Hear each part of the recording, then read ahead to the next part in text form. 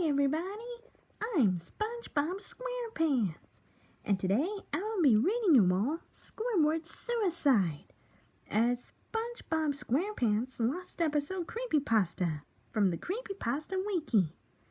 This was requested by, of course, Lissett Gonzalez. Thank you for your request, Lissett. Now, this is actually my first time in Sonic and Friends Read, so this is actually my first time reading a creepypasta. Oh, here's hope for me being brave. Now, without further ado, everyone, let's get reading. I just want to start off by saying if you want an answer at the end, prepare to be disappointed. There just isn't one. I was an intern at Nickelodeon Studios for a year in 2005 for my degree in animation. It wasn't paid, of course. Most internships aren't. But it did have some perks beyond education. To adults, it might not seem like a big one. But most kids at that time would crap themselves over it. Now, since I worked directly with the editors and animators, I got to view the new episodes days before they aired. I'll get right to it without giving too many unnecessary details. They had very recently made the SpongeBob movie, and the entire staff was somewhat sapped of creativity. So it took them longer to start up the season, but the delay lasted longer for more upsetting reasons. There was a problem with the Series 4 premiere that set everyone and everything back for several months. Me and two other interns were in the editing room along with the lead animators and sound editors for the final cut. We received a copy that was supposed to be Fear of a Krabby Patty and gathered around the screen to watch. Now, given that this isn't final yet, animators often put up a mock title card. Sort of an inside joke for us with phony, oftentimes lewd titles, such as How Sex Doesn't Work, instead of Rockabye Bevolve. Forgive me if I'm pronouncing that incorrectly. Anyway, when SpongeBob and Patrick adopt a sea scallop. Not the particularly funny, but worked related chuckles. So when we saw the title card, Squidward's Suicide, we didn't think more than a morbid episode. We didn't think it was more than a morbid joke. One of the interns did a small throat laugh at it. The happy-go-lucky music plays as is normal. The story began with Squidward practicing his clarinet, hitting a few sour notes than normal. We hear SpongeBob laughing outside and Squidward stops, yelling at him to keep it down as he has a concert that night and needs to practice. SpongeBob says, "Okay," and go to see Sandy with Patrick. The bubble splash screen comes up and we see the ending of Squidward's concert. This is when things began to seem off. While playing, a few frames repeat themselves, but the sound doesn't. At this point, sound is synced up with animation, so yes, that's not common. But when he stops playing, the sound finishes as if the skip never happened. There is a slight murmuring in the crowd before they begin to boo at him.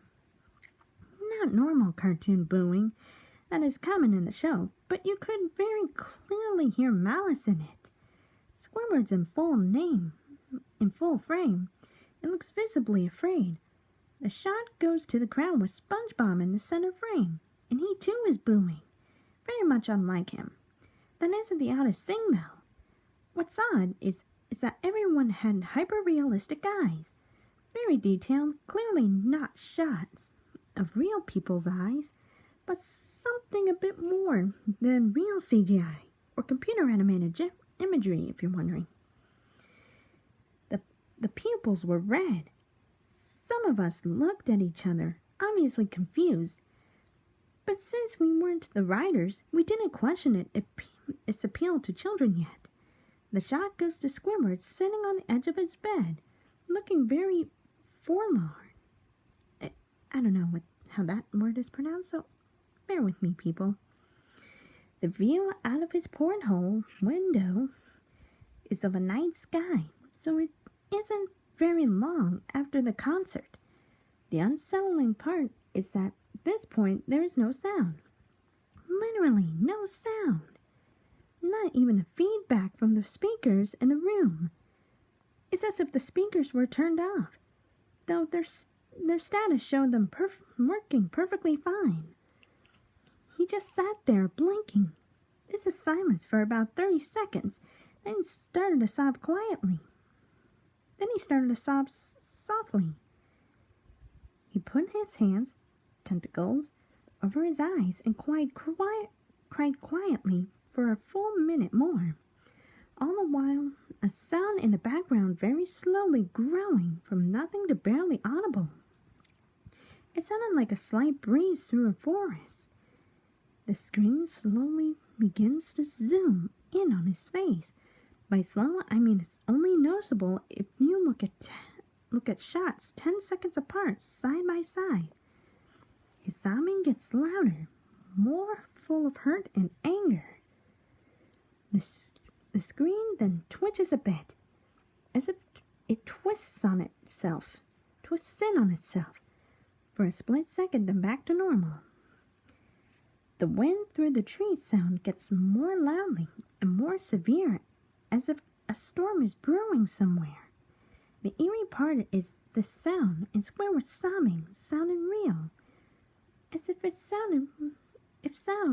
sound wasn't coming from the speakers, but as if the speakers were holes the sound was coming through from the other side. As if the speakers were holes the sound was coming through the other side. As good as sound as the studios like to have, they don't purchase equipment to be that good to produce sound of that quality. Below the sound of the wind and sobbing, very faint, something sounded like laughing.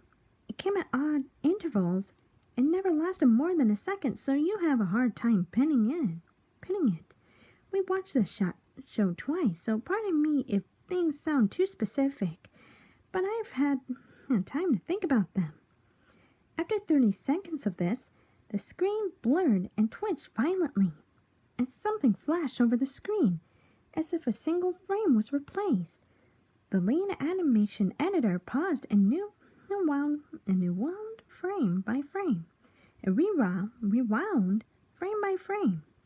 What we saw was horrible. It was a still photo of a dead child. He couldn't have been more than 6. His face was mangled and bloodied. One eye dangling over his upturned face popped. He was naked down to his underwear, his stomach crudely cut open and his entrails laying beside him. He was laying on some pavement that was probably a road. The more upsetting part was that there was a shadow of the photographer. There was no crime tape, no evidence tags, or markers, and the angle was completely off for a shot designed to be in evidence. It would seem the photographer was the person responsible for the child's death. We were, of course, mortified, but pressed on, hoping that this was just a sick joke. And this is where I will stop for part 1. Stay tuned for part 2 of SpongeBob Squarepants reads Squidward's Suicide.